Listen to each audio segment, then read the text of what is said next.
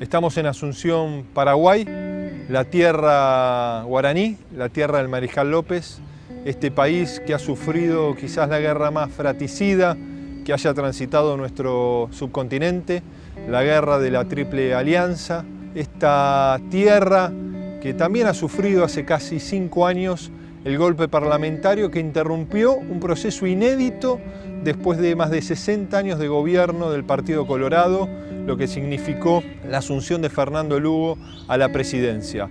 Hoy nos recibe el senador Lugo en su casa, a las afueras de Asunción.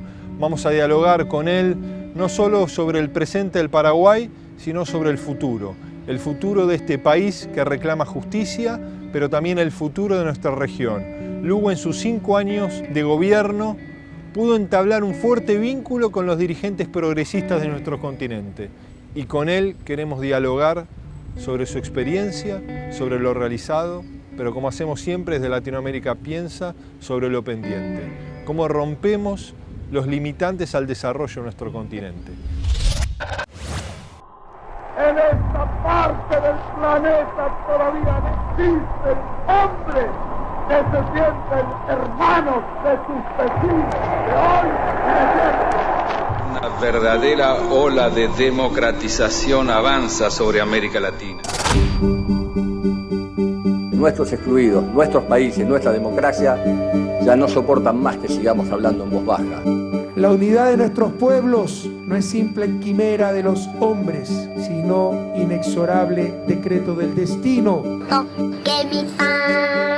El sueño, el proyecto de la patria grande ha sido desde siempre un sueño compartido por nuestros pueblos. En la América del Sur, el ordenamiento político, económico y social lo decidimos quienes gobernamos por mandato de nuestros pueblos. Temos largo caminho a percorrer na busca de sociedades plenamente desenvolvidas e democráticas. Das populações se manifestarem, dos trabalhadores defenderem seus direitos. Exclusión económica y social es una negación total de la fraternidad humana. Quisiera que nuestro continente sea modelo de continente. Un continente de justicia, un continente de solidaridad. ¿Y qué menos puede hacer la izquierda de América Latina que crear una conciencia en favor de la unidad? Solo unidos es que nosotros podremos ser verdaderamente independientes. Junto al equipo Latinoamérica Piensa, viajamos hacia Asunción, la capital de la República del Paraguay. Allí nos encontramos con Fernando Lugo, el ex sacerdote católico de 66 años que llegó a la presidencia del país vecino en el 2008 al convertirse en el segundo presidente de izquierda del Paraguay, terminando con más de 60 años de continuidad del conservador Partido Colorado. Muchas gracias por recibirnos.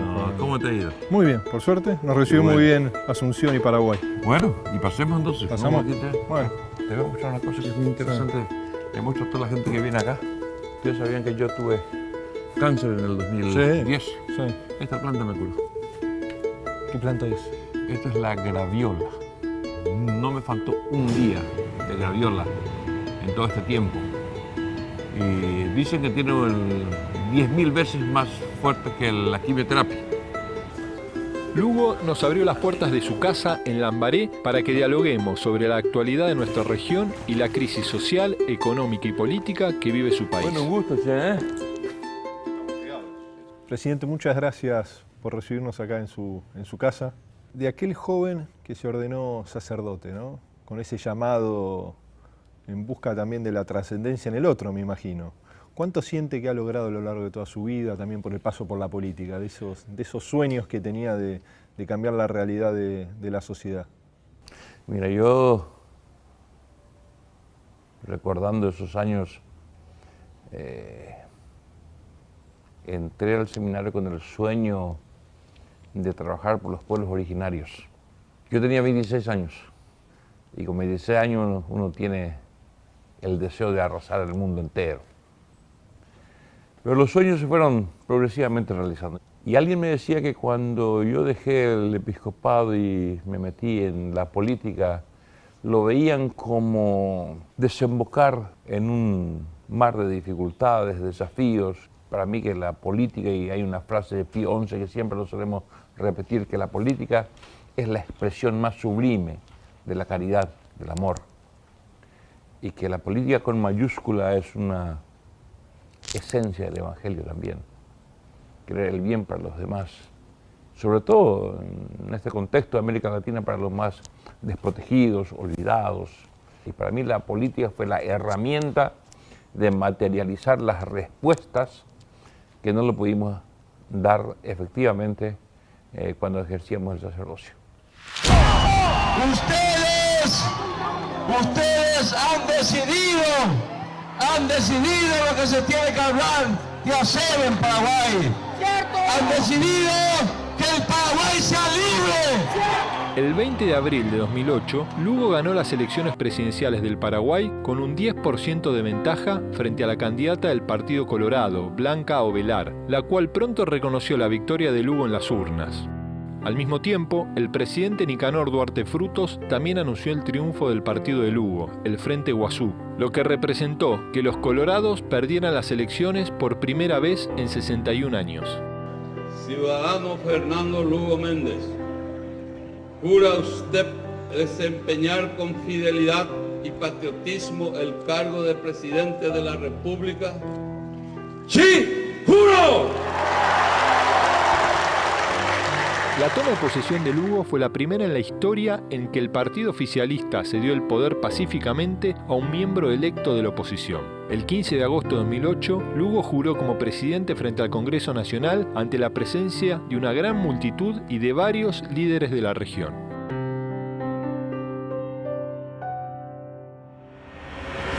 Tu irrupción en la política, ¿no? Llegar a la presidencia, romper con una hegemonía tan consolidada, tan imposible parecía de romper como en el Partido Colorado, ¿no? Después de lo que sufrió Paraguay con la extensísima dictadura de Stroessner en este hermano país del Paraguay, implicó quizás ser vos un nuevo actor en la política, una ventaja en esa realidad, ¿no? Que había una esperanza de un cambio para el Paraguay. Los dos partidos que se fueron turnando en el poder en los más de 150 años de vida independiente, no creían que la irrupción de una fuerza social, de una fuerza civil, de una fuerza ligada a estructuras de partidos pequeños de izquierda, de partidos con base social amplia, de una iglesia progresista ligada a la reflexión de la teología de la liberación, de las comunidades de base, de las ligas agrarias aquí en Paraguay, pudiera darse en la materialización de la incursión política de alguien, de un grupo así, y que pudiéramos romper la hegemonía de más de 60 años del partido que se sentía invencible. Es lógico, cuando un país cambia, los que pierden son los que lucraban con la continuidad de un modelo que empobrece y margina. Pero el gobierno del 20 de abril sigue firme, porque así lo ordena el pueblo paraguayo. El mismo pueblo que mantiene entera su esperanza de cambio. Un cambio que ha comenzado a hacerse realidad y que ya sienten millones de paraguayos y paraguayas en cada rincón de la patria. Y gracias a este empeño colectivo, hemos conseguido en 10 meses lo que fue imposible durante 30 años. Vine a la política como un sapo de otro agujero, de otra experiencia, sin la militancia política partidaria, pero eso también fue un plus para nosotros, el poder enriquecer, porque había tantas demandas sociales, tantas demandas olvidadas históricamente en el país, que la esperanza se focalizó, se materializó, y Fernando Lugo fue como el símbolo, el resumen, la síntesis de tantas experiencias acumuladas durante tantos años, sobre todo de dictadura.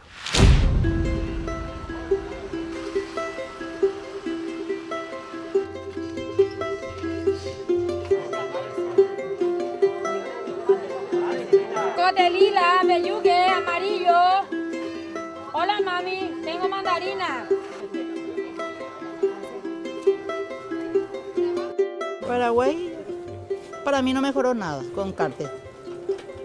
Con Lugo era mejor. Nosotros que somos comerciantes, notamos cuando vienen de compra, pero ahora acá... Anteriormente uno se podía quedar a descansar un domingo en su casa porque vendía bien un sábado. Hoy vos vendés un sábado y no te sobra para el día de mañana si pagaste todos tus acreedores. En el momento que Lugo era presidente, por ejemplo, por lo menos había más medicamentos en los hospitales. Ahora vos en los hospitales, si es que no sos paciente y eso, así de estudio y eso no... Imposible que te hagan, solo para pacientes. Hay poco presupuesto para salud y educación. En vez de aumentar, se recortó más esa parte. Hubo más movimiento en el gobierno de Lugo. Hubo medicamentos gratis, hubo hospitales gratis. Y ahora ya no es así. Ya no veo la hora que se acabe su mandato y haya nuevas elecciones.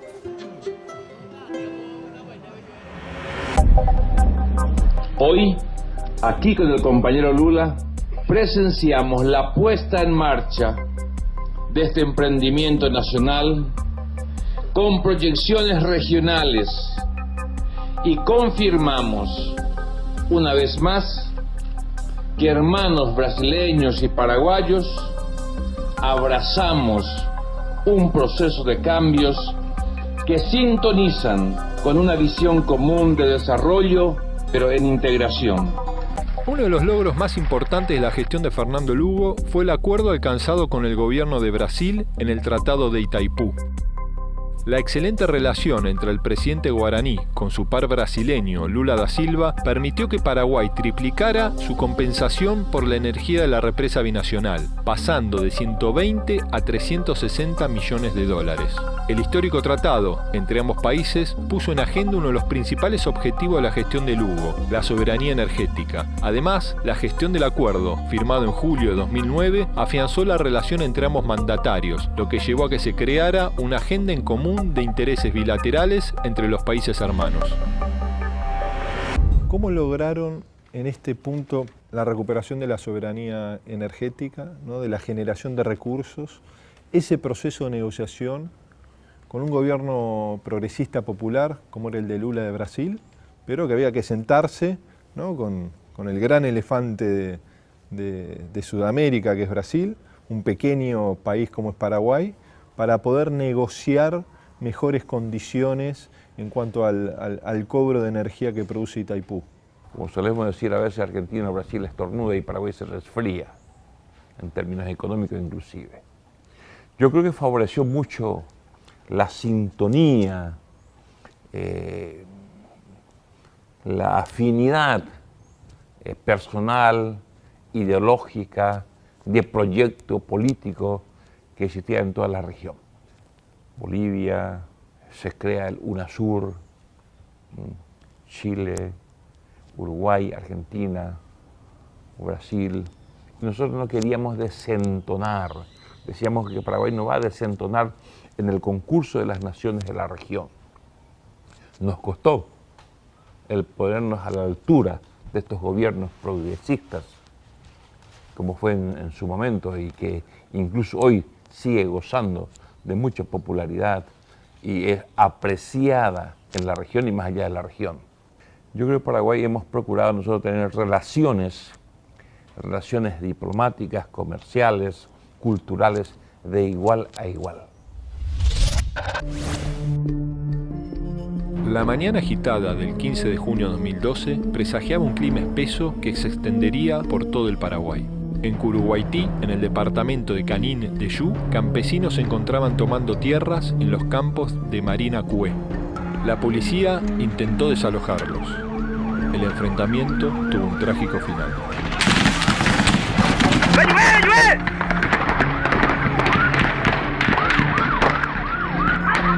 En un un episodio poco claro, patrullas policiales abrieron fuego contra los pobladores campesinos que habían ocupado las tierras, las cuales también eran reclamadas por la familia terrateniente Riquelme. La violencia culminó con el asesinato de 11 campesinos y 6 policías, abriendo la puerta al golpe de Estado contra Lugo y una oleada de represión a todos los campesinos que reclamaban tierras en todo el territorio del país. El golpe estaba en marcha. El gobierno de Lugo se vio amenazado por un golpe parlamentario iniciado en la Cámara de Diputados del Paraguay, en la que se llevó adelante un juicio contra el presidente. El órgano legislativo acusó a Lugo de mal desempeño en sus funciones, de tener responsabilidad política en los enfrentamientos conocidos como la masacre de Curuguaití. Hoy no es Fernando Lugo el que es destituido. Es la historia paraguaya, su democracia, la que ha sido herida profundamente. La tarde del viernes 22 de junio de 2012, el Senado paraguayo aprobó con 39 votos a favor y 4 en contra la destitución de Fernando Lugo, quien decidió enfrentar el proceso de forma pacífica para evitar víctimas y que corra sangre en el Paraguay. En su lugar, asumió la presidencia el vicepresidente Federico Franco del Partido Liberal Radical Auténtico, el cual participó activamente durante todo el proceso en que se ideó y llevó adelante el golpe parlamentario. ¿Cuándo te diste cuenta que tu vicepresidente te iba a traicionar e iba a ser uno de los impulsores en las sombras de tu propia injusta destitución? Casi siempre. Porque era una vicepresidencia impuesta y alguien que yo no lo conocía y que no había ninguna afinidad ni ideológica ni política, ¿verdad? Y es muy difícil trabajar con alguien que no haya coincidencias. Nuestro programa de gobierno, que se ha elaborado con la gente, no tenía casi nada que ver con el programa de gobierno que elaboraron, pensaron, respondiendo con fidelidad al Partido Liberal Radical Auténtico. ¿Y cómo sentiste vos al momento que asumiste la presidencia, ¿no? Los limitantes que uno observa, ¿no? Que a veces no alcanza con la decisión de un presidente cuando uno empieza a intentar redireccionar las políticas públicas y muchas veces los resultados no llegan porque hay un Estado que no está preparado para esa mirada en el otro, la mirada social, la mirada de resolver los problemas de fondo de nuestra sociedad, pero por el otro lado también de las fuerzas conservadoras que resisten. Nuestra experiencia fue una alianza electoral exitosa, porque hemos ganado elecciones. En el Parlamento teníamos 3 senadores, de los 45, tal así que aquel juicio político, llamado juicio político, eran creo que 39 votos a favor de la destitución. Pero ahí es donde se dan las contradicciones de la vida. Porque como un gobierno o una persona que se le destituye hace 5 años precisamente, va a ser la próxima semana, como para enterrarlo definitivamente, hoy es el que goza de más popularidad en el país. Realmente es una cosa inaceptable para una región que había superado definitivamente este tipo de situaciones antidemocráticas. Han defenestrado pues de manera totalmente ilegítima, ilegal incluso, inconstitucional, no tengo duda. Estaba revisando algunos artículos de la Constitución paraguaya. Al presidente legítimo. Luego del irregular proceso de impeachment contra Lugo y la posterior asunción de Federico Franco, varios gobiernos de la región anunciaron acciones diplomáticas en contra del nuevo gobierno paraguayo, al cual decidieron no reconocer. Nos ratificamos en que no reconoceremos al nuevo gobierno paraguayo por ser ilegítimo, democráticamente hablando. El gobierno boliviano jamás va a reconocer presidentes que vienen de esta clase de golpes de carácter comunista. Argentina, Ecuador, Cuba, Venezuela y Bolivia retiraron a sus embajadores de Asunción, mientras que el presidente venezolano Hugo Chávez detuvo el envío de petróleo a Paraguay. También Argentina, Brasil y Uruguay acordaron suspender temporalmente a Paraguay del Mercosur. Pero no solo la comunidad internacional reaccionó al golpe parlamentario, sino que el pueblo paraguayo también se manifestó saliendo a las calles y juntando más de 55.000 firmas para solicitar la intervención de la UNASUR. Este gobierno golpista solamente quiere construir un Paraguay para pocos, para los privilegiados de siempre. Pese a su postura pacífica, Fernando Lugo denunció que se trató de un juicio injusto, viciado de antiguas prácticas que ponían en peligro el resguardo de la democracia. ¿Y el golpe de Estado que sufrió su gestión 9 meses antes de terminar el mandato? O sea, faltaba muy poco para el proceso electoral, ¿no? Se podría haber las diferencias, inclusive, haber resuelto en el marco de la democracia. ¿No? Un golpe que fue condenado por América Latina, por sus distintas instituciones colectivas, como es la UNASUR, que puso en vilo a nuestro continente y que fue la continuidad de lo que pasó con Zelaya en Honduras y lo que ha pasado ahora con Dilma Rousseff en Brasil, ¿no? ¿Por qué reaccionaron de esta forma los partidos conservadores en Paraguay? Creo que por dos cosas. En primer lugar, porque veían que estos gobiernos progresistas se iban consolidando en América Latina. Veían que en Paraguay, si esto no se cortaba de raíz, tenía grandes posibilidades de continuidad. Yo creo que lo cortaron precisamente porque el gobierno nosotros salimos con un 49% de aceptación. Es un dato. Yo creo que en segundo lugar, hoy día, haciendo la autocrítica, los mismos autores del golpe o del juicio político hoy hacen su mea culpa. El mismo partido de gobierno actualmente, el Partido Colorado, y de otros partidos, fueron autores de ese juicio político, decían, si te hubiésemos conocido mejor, no hubiésemos actuado de tal manera aquel junio de 2012.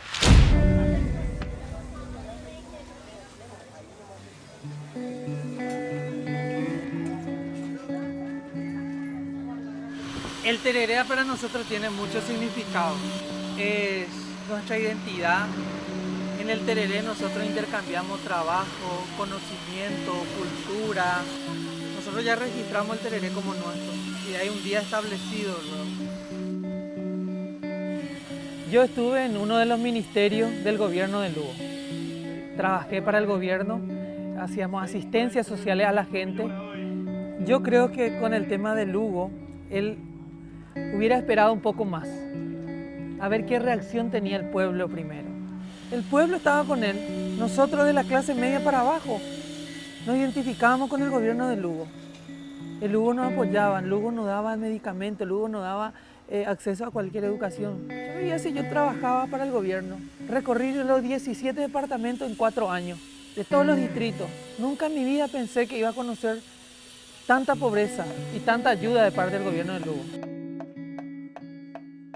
Y la presencia masiva de cancilleres en Asunción en esas jornadas, ¿no? De un fuerte mensaje de respaldo a la democracia, a la institucionalidad en Paraguay, ¿no te puso a vos en la posición quizás de resistir un poco más desde el gobierno? Es una pregunta que mucha gente se hace. Es más, hubo mucha discusión interna en ese momento con los cancilleres, pero como suelo decir, quizás yo soy genéticamente pacifista. Y se presagiaba un más derramamiento de sangre inocente sobre todo. Y se evitó eso.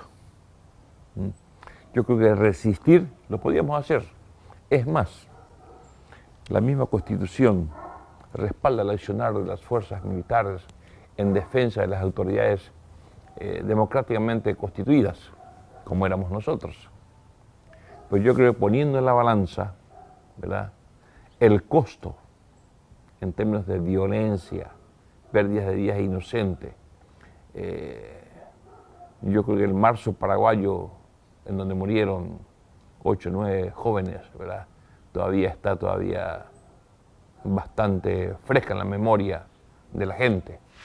La televisión pública de Paraguay, que tiene apenas 6 meses, escuchen esto, apenas 6 meses de vida, fue el lugar institucional que eligieron los paraguayos para reunirse y marcar desde ahí la resistencia. Este diario me llamó la atención, es del día anterior y miren lo que dice: ciudadanía eligió la democracia y se va Lugo. Es decir, al revés de todo lo que venía ocurriendo. En el caso de los medios paraguayos fueron increíbles con el apoyo que le dieron a Federico Franco. Fíjense la foto que eligieron de modo absolutamente triunfal. Y el diario ABC asume Federico con amplio apoyo político. Fue el diario que más notablemente apoyó el golpe. Y un dato más: Paraguay tiene uno de los índices más altos de concentración de medios de comunicación en América Latina, peor incluso que en la Argentina.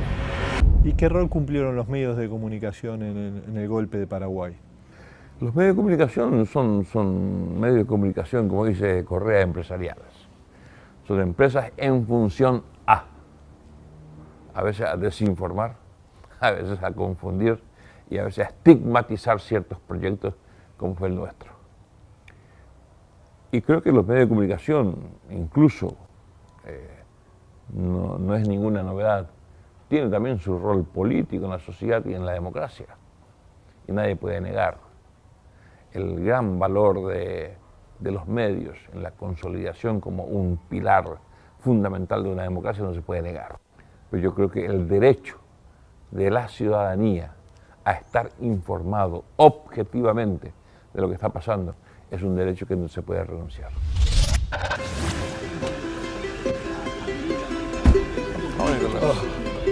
Y yo nunca acepté que se asfaltara esta calle. Porque siempre dicen, el presidente lo primero que hace es asfaltar su calle, ¿no? Todo alrededor está asfaltado, todas las calles, menos esta. ¿Qué tal? ¿Cómo están? ¿Qué pio van a agarrar acá? Estamos no control, señor senador. ¿Qué piden? Una identidad, nada más estamos... No tengo ya. No,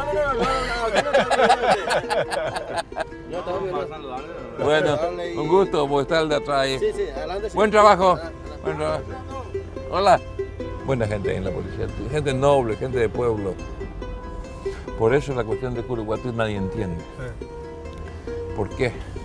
Porque murieron gente de pueblo, que somos policías, y los campesinos, que es pueblo, ¿no?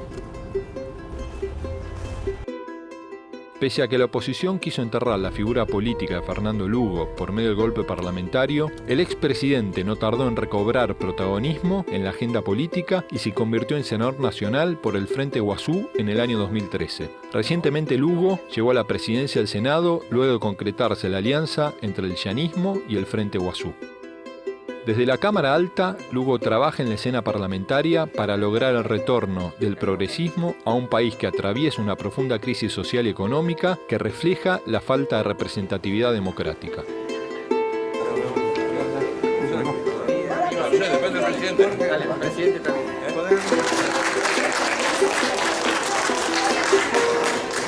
Yo creo que desde el 89 este tránsito itinerario de la democracia en Paraguay, tenemos una democracia, pero que tenemos que llenarla de calidad. Y el único, para mí, el único indicador que la democracia es de calidad es que la gente ni lo oye.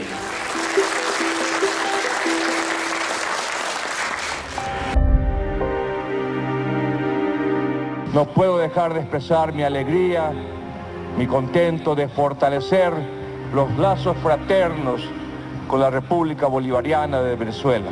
Empeñados como estamos en rebuscarnos y reencontrarnos a nosotros mismos, a nuestras más profundas raíces. Fernando Lugo, presidente electo del Paraguay, cura de pueblos,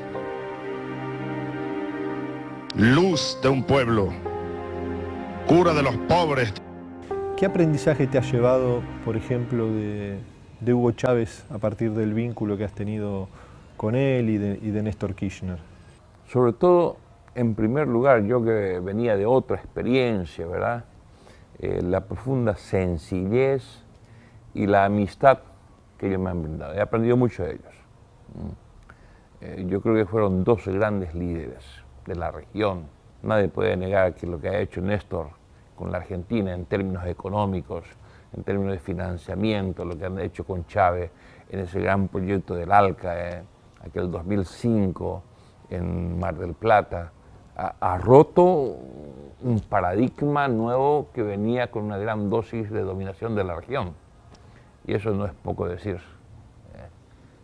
Y yo creo que en ese sentido nos han dado a nosotros ese espacio, esa acogida, de no desentonar en el concierto de la región, en políticas públicas sobre todo, y nos ha ayudado muchísimo en ponernos también a la altura de los otros gobiernos progresistas de América Latina. ¿Y se podría haber avanzado más en la integración?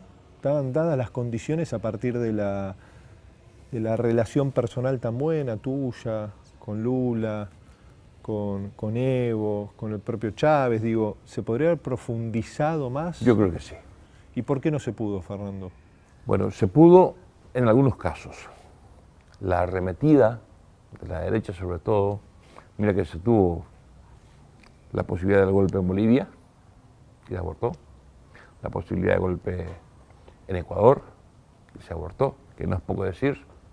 Los otros de Paraguay, de Brasil, ya vinieron más elaborados, y más con el ropaje jurídico, legal, ¿no es cierto? Y que no se pudo evitar lastimosamente.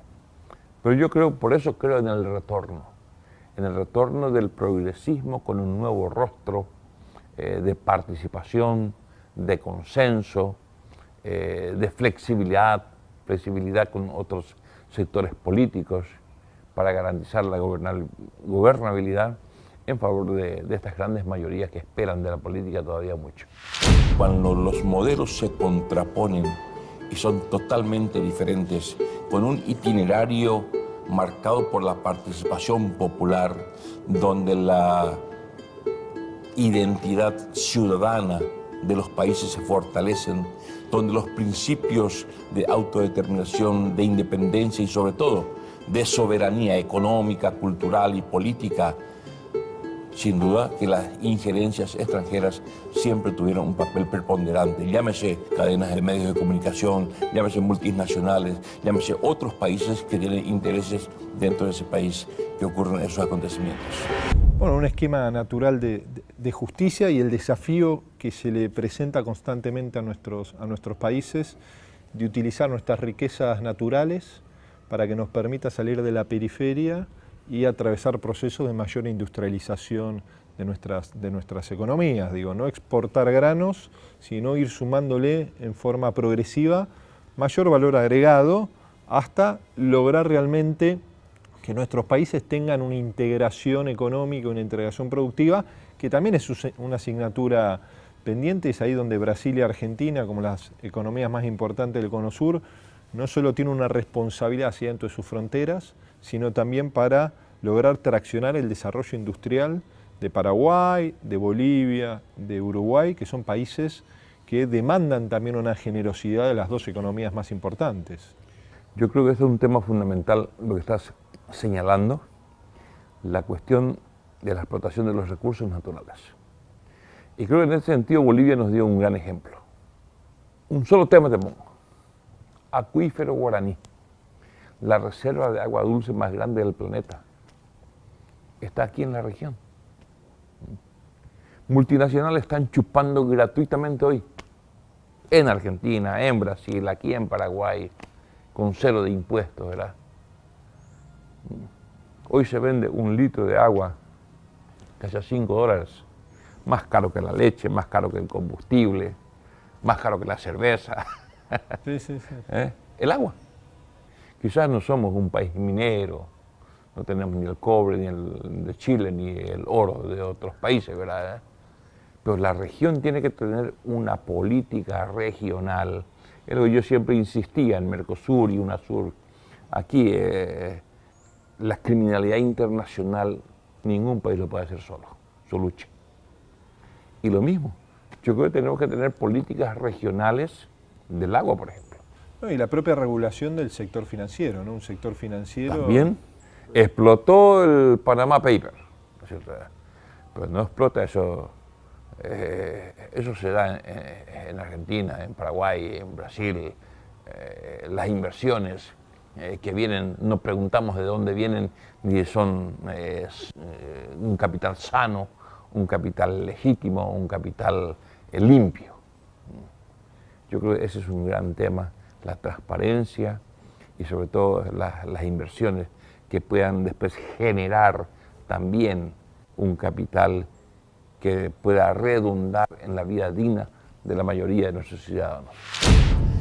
Yo creo que América Latina, con los esfuerzos que ha hecho de integración en el Mercosur, en el UNASUR, CELAC últimamente, del cual fuimos partícipes en su creación, momentos de integración y de construir la patria grande, se ha considerado como una especie de rebeldía al Imperio del Norte.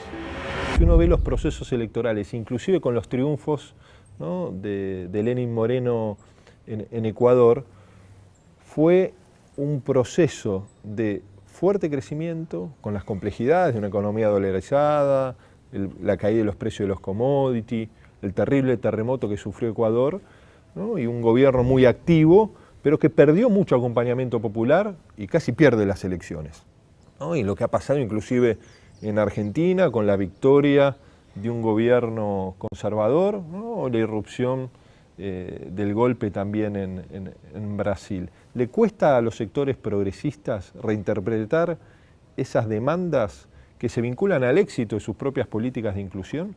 Yo creo que hoy hay espacios como el Foro de San Pablo u otros espacios en donde ya se están dando una profunda y saludable autocrítica a los gobiernos progresistas. No todas las cosas hemos hecho bien. Yo creo que tuvimos nuestras falencias, tuvimos nuestros errores,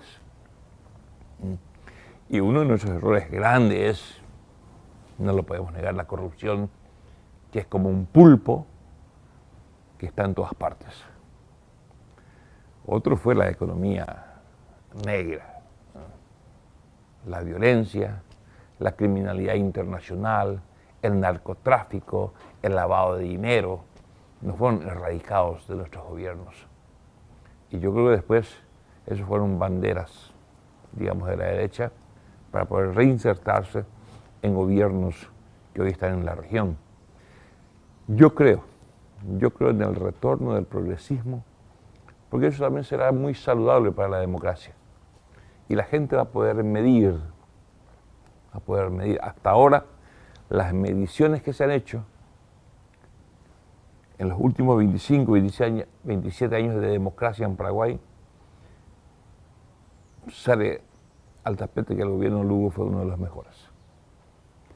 ¿Por qué? Porque se dieron respuestas a las grandes demandas sociales históricamente olvidadas. No hemos hecho la reforma agraria, por ejemplo, la gran deuda. La paz social en Paraguay pasa indefectiblemente por la reforma agraria. La paz social pasa por la elaboración de un catastro nacional de propiedades. La paz social pasa por un salario digno para la gente que trabaja tanto en el campo como en la ciudad. Y yo creo que son demandas que siguen tan vigentes hoy día y que creo que los gobiernos de derecha tampoco están respondiendo eficientemente a esas demandas. Horacio Manuel Cartes Cara, ¿jura usted desempeñar con fidelidad y patriotismo el cargo de presidente de la República del Paraguay? Sí, juro. En diciembre de 2012, el candidato del Partido Colorado, Horacio Cartes, ganó las elecciones presidenciales y sucedió a Federico Franco. Cartes, también de origen conservador y de cuestionada reputación, contaba en su historial con una denuncia de estafa al Banco Central del Paraguay por un monto de aproximadamente 34 millones de dólares. En aquella ocasión estuvo prófugo de la justicia paraguaya por un periodo de 4 años y finalmente, en 2008, fue sobreseído por la Corte Suprema de Justicia, lo que el Banco Central consideró inconstitucional. Con la permanencia del ala conservadora en el Poder Ejecutivo, primero con la gestión impuesta por Federico Franco y luego perpetuada con la llegada de Cartes, la crisis política y económica del pueblo paraguayo se agudizó. Y al momento, muchas veces, de de elegir los propios sectores populares, ¿no? Ocurrido en el Paraguay, en la propia Argentina, terminan votando expresiones que en vez de ampliar sus derechos, los terminan reduciendo. Eso se vincula todavía al impacto de lo que fue una de las dictaduras más extensas de América Latina, como fue la de Stroessner en el caso de Paraguay. Mira, aquí los partidos tradicionales todavía tienen un discurso social y un discurso populista. Y un discurso popular inclusive. En tiempos electorales, el discurso de los partidos tradicionales es más progresista hasta de los partidos de izquierda. Y somos inmediatistas. El pueblo necesita hoy, ayer. ¿Verdad? Entonces, yo a veces pienso, caramba, si se hiciera todo lo que se hace en tiempo electoral, atención médica gratuita, odontólogos, ambulancias, es decir, se da cuenta uno que hay un capital que pueda circular y dar un bienestar a la gente. Pero termina la elección y termina todo. Lastimosamente ese paso de esa conciencia social y esa conciencia política en la gran mayoría de nuestros pueblos todavía no se ha dado. Pero no podemos negar que incipientemente y un gran sector de la ciudadanía ya está en eso. La transformación cultural de nuestros pueblos, ¿no? Que tomen conciencia, que se apoderen de la enorme fortaleza que implica también la comunidad organizada. Y acá hay 2 o 3 sectores, ¿no? Los jóvenes, las mujeres, los pueblos originarios, que son estamentos, grupos de la sociedad que van creciendo su protagonismo, y yo creo que eso es saludable para la democracia. La contraofensiva de los partidos neoliberales, que se volvieron a instalar en el poder en los últimos años, gracias a la complicidad de los medios de comunicación y parte del Poder Judicial, llevó a los países de la región a reciclar antiguas crisis en cuanto a la pobreza, el desempleo, el sobreendeudamiento, la privatización de presas del Estado y la pérdida de soberanía de los recursos naturales. El próximo año se presenta como un tiempo de posibles transformaciones y el retorno del progresismo, si es que éste logra reinterpretar las demandas de los sectores populares y el pensamiento de la nueva clase media, los cuales necesitan ser incluidos y escuchados. Un nuevo esquema institucional en el cual se pueda repensar el marco constitucional necesario para garantizar las políticas progresistas a largo plazo será la clave para el resurgimiento de las nuevas presidencias, entre las que la candidatura de Lula da Silva hace soñar al pueblo latinoamericano.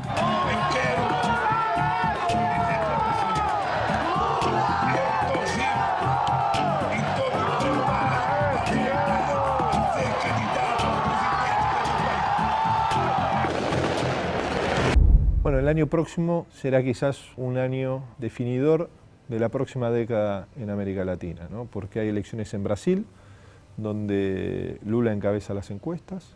Hay elecciones en México, donde si las fuerzas progresistas logran construir un consenso es muy probable que se pueda ganar y que México deje de mirar a los Estados Unidos para finalmente integrarse a una América Latina. Sería la segunda economía que, si pone su energía, su mirada en nuestra región, tendría un impacto extraordinario.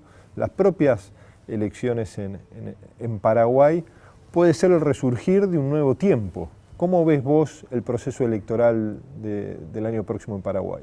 Bueno, en Paraguay no sé si habrá grandes sorpresas, pero sí creo que en Brasil, por eso yo hablaba del retorno del progresismo, digamos, en algunos países de América Latina, con una identidad mucho más clara, un progresismo revitalizado, un progresismo que hizo ya su autocrítica, que va a cometer quizás menos errores, que tiene que pensar a largo tiempo un proyecto de un modelo diferente. Y seguramente que en Paraguay, después de la elección del año próximo,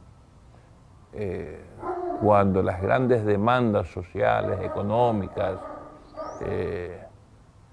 no fueron satisfechas suficientemente, también veo que puede resurgir nuevos liderazgos de jóvenes, nuevos movimientos en las mujeres, en los jóvenes, en los estudiantes, en los campesinos, en los obreros, en la clase intelectual, en los artistas, en la misma iglesia progresista. Y yo creo que eso es un gran desafío para seguir construyendo desde estas fuerzas un consenso Paraguay que mira al futuro. Y vos, Fernando, de aquí a los próximos años, ¿vos cómo te imaginas el Paraguay? Yo creo que tiene que ser un Paraguay mucho más dialogante, mucho más pacífico, con menos polarizaciones, con menos fanatismo, con más racionalidad, con más sensibilidad social, con más sensibilidad hacia los sectores más olvidados. Yo creo en una democracia con un ingrediente de consenso mucho más grande, en donde se pueda dialogar, confrontar racionalmente, inclusive no hay por qué estar de acuerdo en todas las ideas que tengamos. Que el otro es un adversario, pero no un enemigo al que hay que... Cuando la patria la ponemos en primer lugar, como dice Francisco, ¿verdad?, todas las demás diferencias serán pequeñas. ¿Y no te arrepentís de haber dejado de ser obispo? Yo creo que no. Siempre hay una nostalgia del pasado. Uno nunca pierde totalmente las fibras íntimas de su fe, de su formación, de su pasado.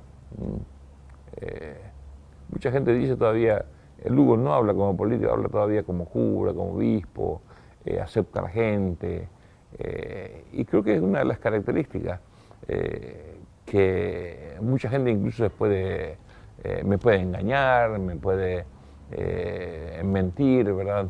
Pero yo quiero seguir construyendo. Construir el bienestar de la gente, poner a la gente en primer lugar, a la ciudadanía en primer lugar, que creo que la clase política paraguaya tiene un déficit, una deuda como clase, como estamento social, la construcción de un país mejor. ¿Y la irrupción del Papa Francisco, qué impacto ves para la Iglesia en el futuro? Ojalá que sea un Papa que nos dure mucho tiempo. Yo creo que el Papa Francisco vino a brindarle a la Iglesia lo que le hacía falta: humanismo, sentimiento y mucho amor.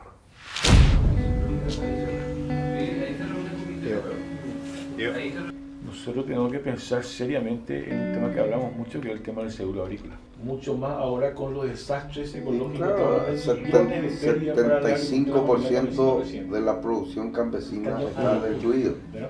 Más la deuda, cuando nació Morreu. Siempre lo hemos hablado del tema del seguro agrícola. Y hay sistemas Uruguay tiene un sistema muy sencillo. Uruguay le pone IVA a todos los alimentos importados. Y la recaudación de ese IVA va al seguro agrícola en Uruguay. O sea, cosa muy sencilla. Uruguay está elaborando, pero es seguro privado. Claro. Con la mentalidad de aporte, que un aporte no tiene beneficio. Y presentemos... Como una caja muy corriente. Yo creo que para mí el pasar por el Parlamento ahora es una gran escuela, un aprendizaje de estas buenas relaciones con todos los partidos y actores políticos. El Parlamento es el rostro político plural del país. Y yo creo que no hay otra manera de gobernabilidad que tener buenas relaciones con todos los partidos. Presidente, en cada programa siempre invitamos a alguien a formular una pregunta a la distancia. En este caso, en uno de los programas de Latinoamérica Piensa, dialogamos con Leonardo Boff y con los sacerdotes que hacen opción por los pobres, que son conocidos como los curas villeros en Buenos Aires, con un enorme compromiso en sus comunidades, ¿no? Que el compromiso de ellos muchas veces genera la demanda de mayor presencia del Estado y el enorme impacto que ellos tienen en sus comunidades. En este caso, le pedimos al padre Paco, que está en la isla Maciel, ¿no? Que te tiene un enorme afecto, que te formule una pregunta que quiero compartir con vos. Querido Lugo, soy Francisco Olveira, sacerdote en la isla Maciel, un barrio muy estigmatizado del Gran Buenos Aires, miembro del grupo de curas en la opción por los pobres. Queríamos preguntarte, como miembro del grupo de curas, cómo ves a la Iglesia paraguaya en su relación con la Opción por los Pobres, cómo ve si acompaña los movimientos de liberación que hay en nuestro pueblo o si está con él, digamos, de alguna manera acompañando a los poderosos. Bueno, primero un saludo a Paco, ¿no? Un saludo afectuoso, muy afectuoso a Paco. Yo sé que su opción es la opción de Jesús, es la opción de tantos pastores, misioneros en todo el mundo, sobre todo aquí en América Latina. La opción preferencial por los pobres nunca fue en la Iglesia paraguaya una opción, digamos, institucional. Y yo creo que eso nos duele a mucha gente. El haber perdido su capacidad profética, iluminadora, de lucha por la liberación de su pueblo. Pero, como solemos decir aquí en Paraguay, la Iglesia paraguaya con sus luces y sus sombras, con sus avances y retrocesos, es una iglesia que está en camino, que está en movimiento, y eso es esperanzador para nuestro pueblo. Presidente, para terminar siempre las entrevistas en este tiempo de las redes sociales, ¿no? Queremos tener un Lugo en 140 caracteres. Intentamos que sean preguntas cortas y respuestas cortas también. ¿Qué le falta hacer en la vida? Completar algunas cosas que hemos comenzado a hacer. No quiero decir que quiero volver a ser presidente, ¿verdad? Pero completar lo que ya hemos iniciado. Trabajar por el bienestar de los más olvidados y humildes de la tierra. ¿Y qué sentiste cuando fuiste electo senador y entraste a ese parlamento donde se orquestó el golpe de Estado que impidió la continuidad de las transformaciones que había iniciado el Paraguay? Que tenía que entrar con sentimientos de reconciliación, de perdón y de construir. Algunos colegas me dicen, pero ¿qué estómago has de tener de pasarle la mano a estos tipos que te destituyeron injustamente? Pero yo creo que vale más el perdón, la reconciliación, que el rencor que no construye o la indiferencia que se podía tener hacia algún colega. Tu padre querías que seas abogado. Fuiste sacerdote, ingresaste a la política, llegaste a presidente del Paraguay. ¿Cómo te hubieses imaginado un Lugo que no hubiese sido sacerdote? ¿Cómo sería la vida de él hoy? Yo siempre pensé que si mi papá quiso que fuera abogado, porque él fue juez de paz de un pueblo muy pequeño, siempre está en mí el ser fiel al pensamiento, al sueño de nuestros padres. Y le puedo decir a mi papá, del lugar donde él esté, que sigo siendo el abogado que él quiso, el abogado de los pobres, quien aboga por los demás para que tengan una vida más digna, una vida mejor. Que no es poco. Sin el título universitario, pero ejerciendo y abogando, ser abogado de los más humildes y olvidados de la historia, que no es poco decir.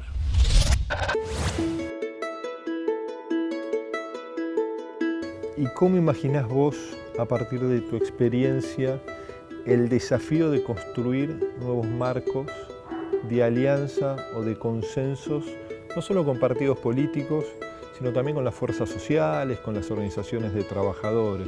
Yo siempre consideré que en política lo más difícil es la construcción de un consenso colectivo, de un consenso social, de un consenso político, un consenso programático. ¿Cómo es el futuro de Paraguay en ese sentido? Y en eso estamos trabajando y creo que esa es nuestra apuesta. El desafío es que el consenso incluya la voz de los que han estado excluidos muchas veces, ¿no? Que son los sectores populares. Sobre todo eso. Hoy hay que pensar en un proyecto, en un modelo que dé garantía, continuidad. ¿Y estamos en América Latina frente a un fin de ciclo progresista? Yo creo que el progresismo retornará en América Latina, porque fueron los mejores gobiernos para la mayoría de la gente. Creo que en términos de calidad democrática, yo no tengo ninguna duda que los gobiernos progresistas fueron mejores. Muchas gracias, Fernando. Ustedes, ¿no? Y a seguir trabajando por la equidad, ¿no? Voy acá y sacamos la foto, ¿le parece? Dale, ¿ves? A ver, estamos acá.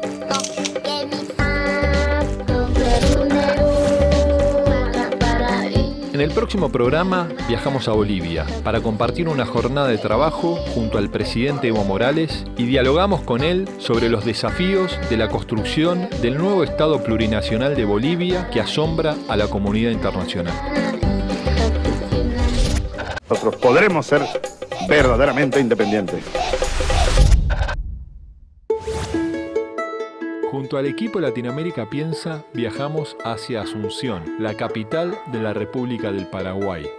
Allí nos encontramos con Fernando Lugo, el ex sacerdote católico de 66 años que llegó a la presidencia del país vecino en el 2008 al convertirse en el segundo presidente de izquierda del Paraguay, terminando con más de 60 años de continuidad del conservador Partido Colorado. Muchas gracias por recibirnos. ¿Cómo te ha ido? Muy bien, por suerte. Nos recibió muy bien Asunción y Paraguay. Bueno, y pasemos entonces. ¿Pasamos? Bueno, te voy a mostrar una cosa que es muy interesante. Le muestro a toda la gente que viene acá. Ustedes sabían que yo tuve cáncer en el 2010. Sí. Esta planta me curó. ¿Qué planta es? Esta es la graviola. No me faltó un día de graviola en todo este tiempo. Y dicen que tiene 10.000 veces más fuerte que la quimioterapia. Lugo nos abrió las puertas de su casa en Lambaré para que dialoguemos sobre la actualidad de nuestra región y la crisis social, económica y política que vive su país. Bueno, un gusto, ¿eh? Presidente, muchas gracias por recibirnos acá en su casa. De aquel joven que se ordenó sacerdote, ¿no? Con ese llamado en busca también de la trascendencia en el otro, me imagino. ¿Cuánto siente que ha logrado a lo largo de toda su vida, también por el paso por la política, de esos sueños que tenía de cambiar? Lugo ganó las elecciones presidenciales del Paraguay con un 10% de ventaja frente a la candidata del Partido Colorado, Blanca Ovelar, la cual pronto reconoció la victoria de Lugo en las urnas. Al mismo tiempo, el presidente Nicanor Duarte Frutos también anunció el triunfo del partido de Lugo, el Frente Guazú, lo que representó que los colorados perdieran las elecciones por primera vez en 61 años. Ciudadano Fernando Lugo Méndez, ¿jura usted desempeñar con fidelidad y patriotismo el cargo de presidente de la República? ¡Sí, juro! La toma de posesión de Lugo fue la primera en la historia en que el partido oficialista cedió el poder pacíficamente a un miembro electo de la oposición. El 15 de agosto de 2008, Lugo juró como presidente frente al Congreso Nacional ante la presencia de una gran multitud y de varios líderes de la región.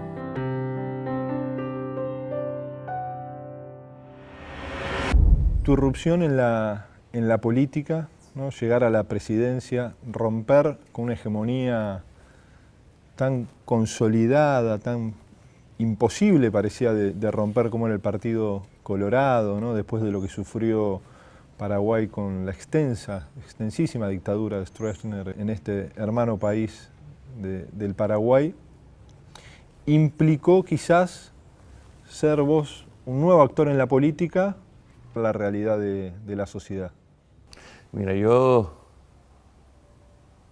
recordando esos años, entré al seminario con el sueño de trabajar por los pueblos originarios. Yo tenía 26 años y con 26 años uno tiene el deseo de arrasar el mundo entero. Pero los sueños se fueron progresivamente realizando. Y alguien me decía que cuando yo dejé el episcopado y me metí en la política, lo veían como desembocar en un mar de dificultades, desafíos. Para mí que la política, y hay una frase de Pío XI que siempre lo solemos repetir, que la política es la expresión más sublime de la caridad, del amor. Y que la política con mayúscula es una esencia del Evangelio también. Querer el bien para los demás. Sobre todo en este contexto de América Latina, para los más desprotegidos, olvidados. Y para mí la política fue la herramienta de materializar las respuestas que no lo pudimos dar efectivamente cuando ejercíamos el sacerdocio. Ustedes han decidido lo que se tiene que hablar y hacer en Paraguay. Han decidido que el Paraguay sea libre. El 20 de abril de 2008,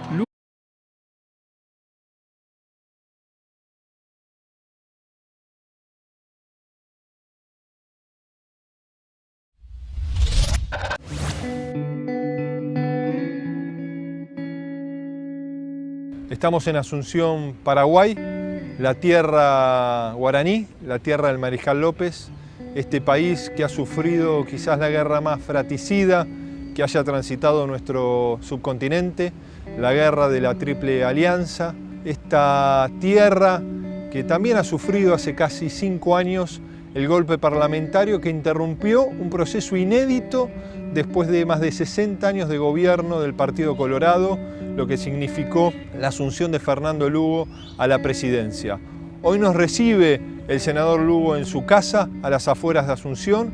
Vamos a dialogar con él no solo sobre el presente del Paraguay, sino sobre el futuro de este país que reclama justicia, pero también el futuro de nuestra región. Lugo en sus 5 años de gobierno pudo entablar un fuerte vínculo con los dirigentes progresistas de nuestro continente y con él queremos dialogar sobre su experiencia, sobre lo realizado, pero como hacemos siempre desde Latinoamérica Piensa, sobre lo pendiente.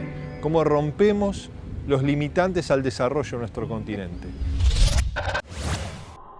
En esta parte del planeta todavía existen hombres que se sienten hermanos de sus vecinos, de hoy y de siempre.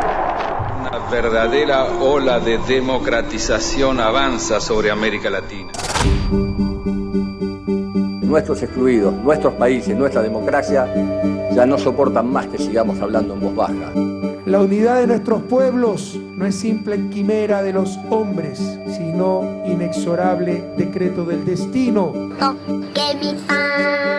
El sueño, el proyecto de la patria grande ha sido desde siempre un sueño compartido por nuestros pueblos. En la América del Sur, el ordenamiento político, económico y social lo decidimos quienes gobernamos por mandato de nuestros pueblos. Temos largo caminho a percorrer na busca de sociedades plenamente desenvolvidas e democráticas. Das populações se manifestarem, dos trabalhadores defenderem seus direitos. La exclusión económica y social es una negación total de la fraternidad humana. Quisiera que nuestro continente sea modelo de continente. Un continente de justicia, un continente de solidaridad. ¿Y qué menos puede hacer la izquierda de América Latina que crear una conciencia en favor de la unidad? Solo unidos es que nos